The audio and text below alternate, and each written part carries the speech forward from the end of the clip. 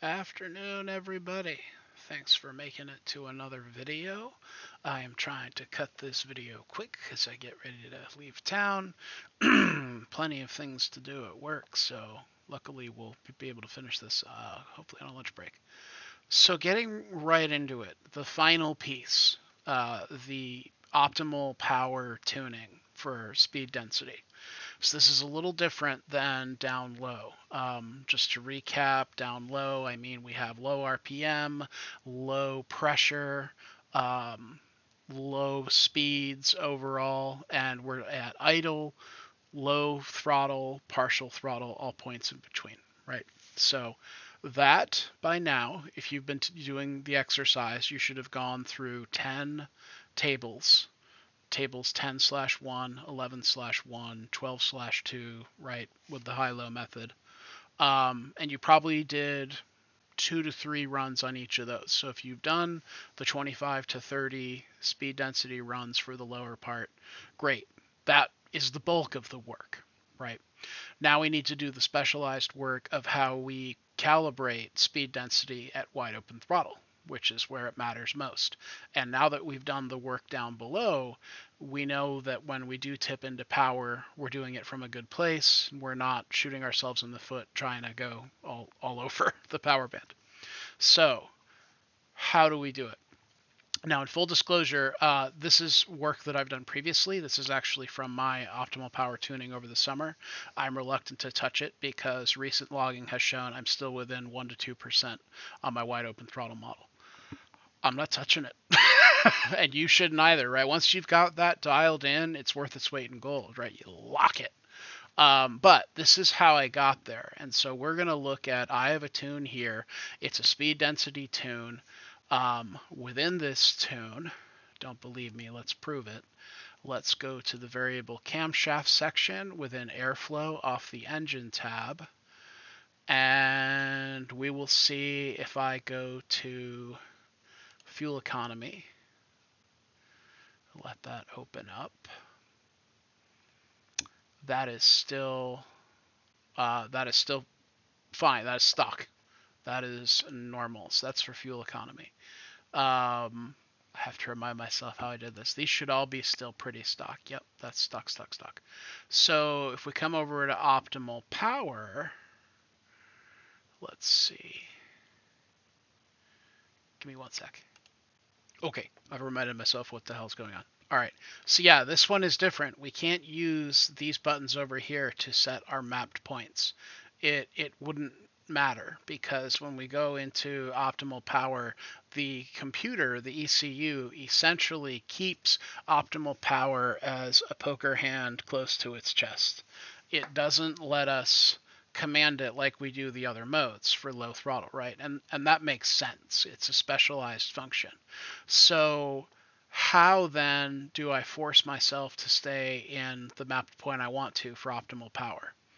Well, there's a trick. So think about what's happening for just one moment. You go watt. When you do that, optimal power kicks in. And we will know that because we'll be able to come down on a tune and we'll see that for the most part we're right in another mode. When we do get to wide open, we should see if we want to map to 21, 21 should become active. Now, how do I actually set that? This is where we have intake valve opening and exhaust valve closing as things we can configure in this mapped point area. And you will see over here, out of all the things that I have in optimum power, there is a menu of stuff I touch. Keep an eye on this guy because we're going to look at that later. But for now, we're going to come down to, within optimum power, what the intake valve opening angle is. So let me open both of these up. First of all, intake valve opening here. And you will see that I have mapped points. There's a whole constellation of them here, right? And this is what the reference is for the ECU. And now if I come over to optimum power, this is where it gets exciting, managing multiple windows. Piss off out of the way. There we go. Okay. So what I've done in this case, if we were to open a stock file, let's do that. Let's go to compare, load the stock.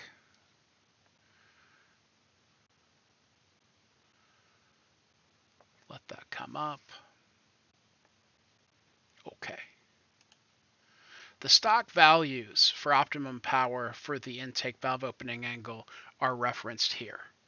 So this is what it should actually be, right? This is if the car was operating in normal mode, it would reference all of these. But we'd see over here that the mapped points crosswalk. And we see that for map point 21, we would want to command, or it would correspond to -40 on the intake valve. So that's an intake valve that, remember the 4-stroke cycle, right? That's an intake valve opening early, using the phaser to open up the breathing for the engine. Engine's going to suck in a lot more air, okay? And thus the fuel to go with it, and that's how we make power. If we want to tune to mapped point 21, we essentially fool the ECU. And we say, ECU, anytime you go into optimum power, I want you to set an intake valve opening angle of -40 degrees. All the time, every time, throughout the entire controlled wide open throttle experience. That's what I want my intake valve to set. And that's one half.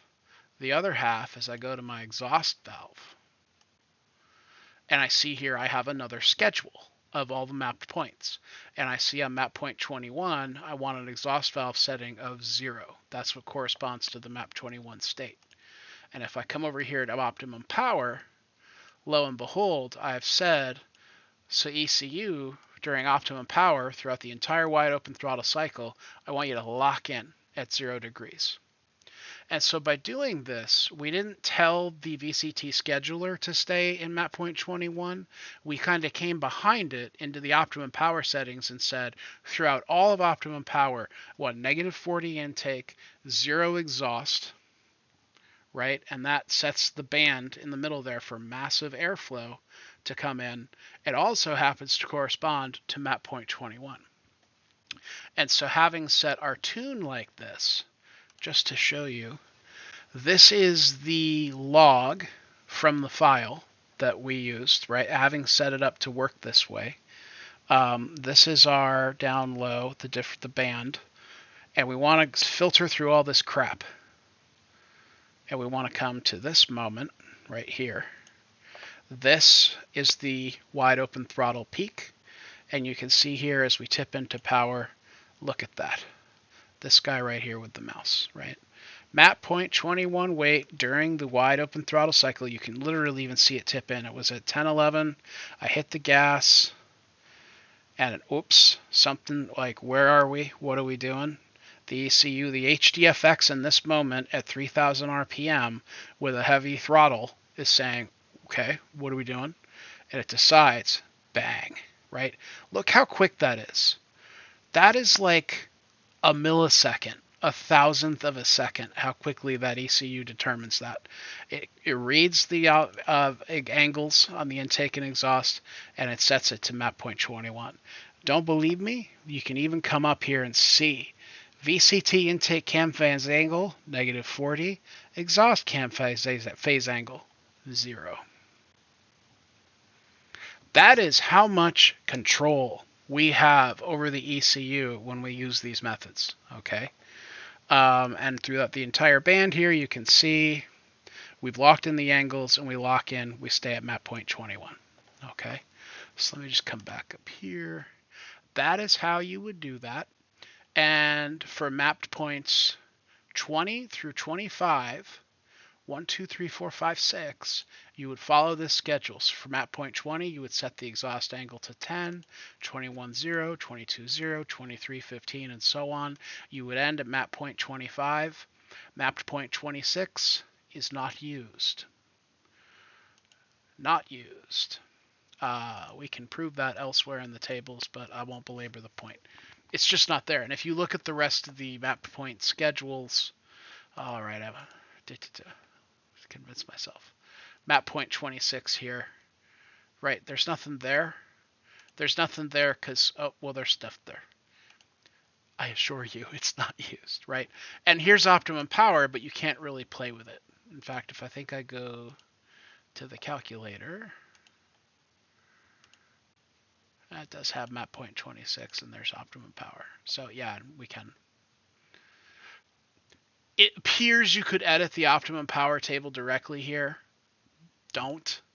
The method is you work map points 20 through 25, and you leave 26 in optimum power alone. Do it because I said so, right? My one time I will play the overbearing parent card. Do it because I said so. Okay, so having done that and set it up with that VCT schedule and mastering our exhaust and intake angles to force a mapped point operation, you can see here in the log that we have all kinds of stuff going on. Okay, so how do we tune it? Okay, so you remember last time we had, for the low down speed density stuff, we had these areas, right? The aggregate trims, our LTS, TFT, low and high, right? All good stuff. For wide open throttle speed density tuning, we are still in closed loop. I want to make that clear. We're still in closed loop. So because we're in closed loop, we can play around with trims. And you would even see here, just for fun, if I look at the MAF stuff, the MAF it's not directly related, but it gives us clues, right? And in the MAF reading, we can see at some of these up-high breakpoints when I was wide open throttle, filtering on the wide open throttle event, it looks like bank 1, or MAF A, is pretty tight across the board. And for MAF B, it looks like we have a couple of issues. Looks like we're rich down low and a little lean up high. We'll see if that matters. Could I use LTF, TF, Latifta, Statifta? Could I use it? I could, but it's not going to give me the high resolution I want. Even when, here we go, even when I come along here and I set those intervals, right? I can't do it now because this is a log, but even setting those intervals to the highest resolution possible, it's still not going to be exactly what I want. We need to use, instead of the closed loop trims, we're going to pretend like we're an open loop. If this was a conventional vehicle, Gen 4 Coyote is different than a lot of its predecessors and other GM vehicles. Normally we would be forced to do this, and what it is we're going to do is use instead commanded lambda error. Right, we're going to get data from the wideband O2 sensors, which come stock on the vehicle, because those have faster switching in data than the trims for wide open throttle purposes, right? So we're actually going to define an EQ bank and an EQ average. And to get there, we're going to have to do some math. So get ready. If you go to Tools, and if you go to Math Parameters, and open up that bad boy, you will see Maths User. I have a couple of things I've done here. I'm going to take you to my EQ Bank 1 equation. Here in EQ Bank 1, what we want to do is calculate commanded lambda error. To do that, we have two variables. And I have here EQ Bank 1.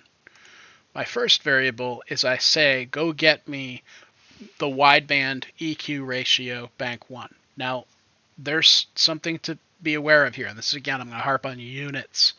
You will see here that I'm getting an EQ. Now, what is EQ? It's the equivalency ratio, right? I think.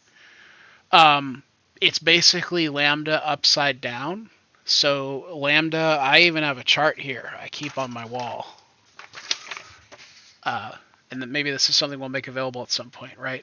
But I will have what the AFR is, and this is all actually for no alcohol. This is a 14.7 93 octane, 100% 93 octane map.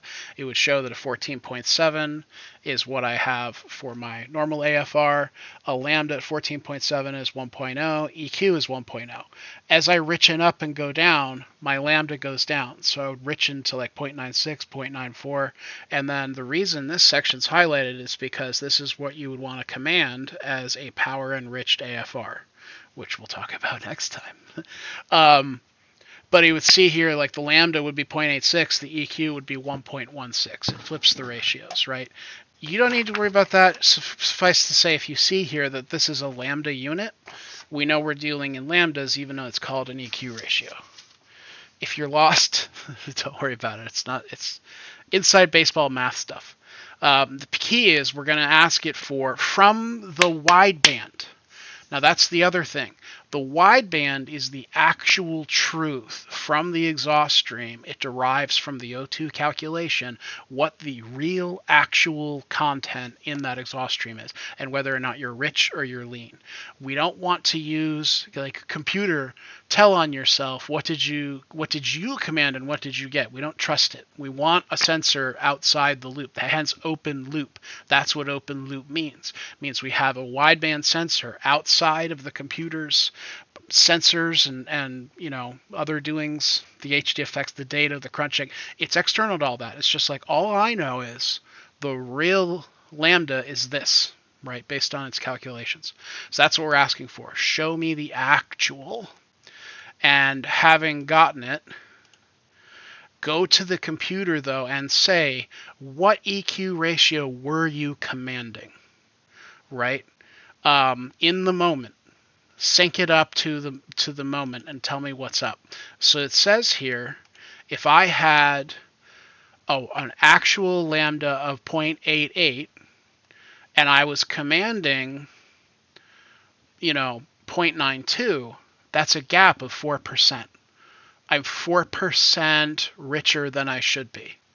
Maybe it doesn't add up quite that way, but I'm richer than I should be, and that's the error. The error is taking the wideband and dividing it by what the commanded was, and that's going to give you the delta as a true percentile, right? It'll be like 0.03, 0.04, or actually it'll tell you if it was 0.99 actual, and I was commanding 0.99, and I divide those two, what's 0.99 divided by 0.99? 1, right? That's why we have this second term here, minus 1. The minus 1 will convert it into the percentile delta, right? That's the whole point. If I had 0.99 and I was commanding 0.98, I would get something like 1.01. So if I subtract the 1, it becomes 0.01, and that 1, then the final piece, if I multiply by 100, gives me 1%. Okay? And with that 1%, now I can use that as a multiplier when I want to tune. So that's the point of all this. So one more time, it can be a little confusing. I've got the EQ bank 1 wideband. I've got the commanded from bank 1. I subtract 1 to get the delta, and then I multiply by 100 to get a true percentage. Okay? I have that for bank 1, and then I have it for bank 2. Same thing. And that gets me kind of far. You can see here that I have my EQ bank 1. And in this case, this is a raw percentage, and it's showing me these numbers up high during the watt cycle. I have some lean stuff, right? This is something I could correct with maybe. That's bank 1. Bank 2 is much leaner than bank 1. And okay, right? And so now how do I get to an average that I can work with? To get at the average,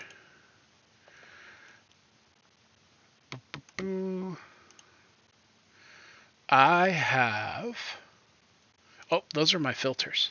That's right. Excuse me. Go back to my math parameters. Right. For the average, this looks scary. I know it sucks, but what I'm saying is take the expression for bank 1, right? And you can see here that this is all corresponding to wideband bank 1, commanded bank 1, subtract the 1. So this gives me delta bank 1. This gives me delta bank 2. Set them up so that they add to each other, right? I put them together. And then I divide them by 2 to get an average. Very simple average. A plus B divided by 2 gives you the average of A and B. A plus B plus C divided by 3 gives you the average of A plus B plus C, right? It's basic stuff. And then, of course, I have the term where I multiply by 100. So That is very tiny. I know. You may want to pause and zoom in on this, whatever it takes, if you're just copying and pasting, and that's okay. But that's how we're setting up the maths for that. With that in hand, I can come back here and I can say, all right, I have bank 2 and I have EQ average, because now here, I went and I got my EQ average, and I want to start doing some filtering. First of all, I want to filter on the throttle position. That's out there if you look it up. It'll come up and you can find throttle position. There we go, right? So I want to see all throttle position states that are greater than 60%. When you slam down the pedal and go wide open throttle, it doesn't actually say throttle 100. I think it says something like throttle 70 something percent. That is wide open, right? For various reasons. So 6 makes sure that we've got a true pedal to the floor. The other thing we can do here is filter on the manifold absolute pressure, easily obtained out there in kilopascals, and we want that to be greater than 70 kilopascals. We know that watt tends to come in at like 95 to 110 kilopascals, so this helps filter for that. We also want to have big heavy cell hits. We want to cycle out data, and again, we're breaking this down by the speed density calculator. Right, this matches what's in the speed density calculator. So now I've got a pretty good picture. Now I've got an average of I am this lean across the board. I'm very close to having data I can correct with. There's one more thing I have to do. I have to come and set up map point 21 here. I say, go get me the EQ average, filter on throttle states greater than 60%, filter on pressure states greater than 70 kilopascals, and for the win, go ahead and give me mapped point 21, give me all the states when I'm greater than 90%. Now, with all that, we get a map point 21 readout. Okay, these are percentages I can take to the bank, which is exactly what I do, right? I copy these, and I come back up to my tune, and I would go to the speed density calculator. I would select map point 21, and I would apply. And for this, because we're kind of close, right? We're at 2, 3, 5%. By percent for the first cut, you could do it. Probably better to do it by half, right? So I'll say we'll do that. Right, so now that updated, and you can even see right up here, there's like a little ridge, a little bubble that we've created. And we say, HP Tuners, Genie, please adjust the entire model. And now we see we've made some changes, and this is what you would save. Spoilers, I've done that. Let's go ahead and close this log. And we're going to open the results of this, which would be map point 21.1. Wow, that came right up. Cool. So with map point 21 for the first layer, we see we dropped from where we were before to now we're a little,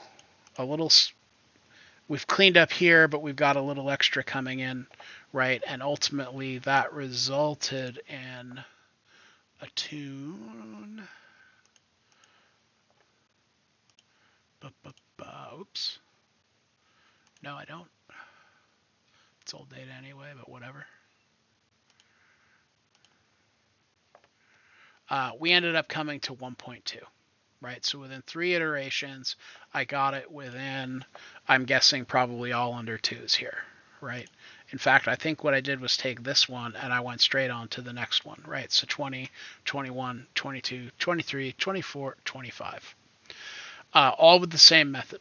And when you have gotten through all that, you have a fully calibrated speed density tune worth its weight in gold. And I will say from the summer to the winter, the only thing that I had really move around on me was tables 10/1 or 10/0 and 11/1. You saw me calibrate 10/0. I still have to do 11/1, but I'm not too worried about it. And that would be fully set up for winter, right? So now you have your summer speed density tune and your winter speed density tune if you live in a four seasons climate like I do. And that's it, right? So then the only other time you would need to worry about this is if you add bolt-ons that change the airflow plumbing. So then you have to update the airflow model to correct the fueling. So with all that new airflow, you have all the fuel you would need, and you will make more power, right? So speaking of which, like I said, next time is when the math calibration and speed density calibration will be over, and now we get to go into new places. We're going to up the power being delivered to the vehicle, and there are several little tricks that really help that along and make it smooth and durable and running right. So I'm going to sign off. We'll say happy Thanksgiving again. Good luck out there and happy tuning.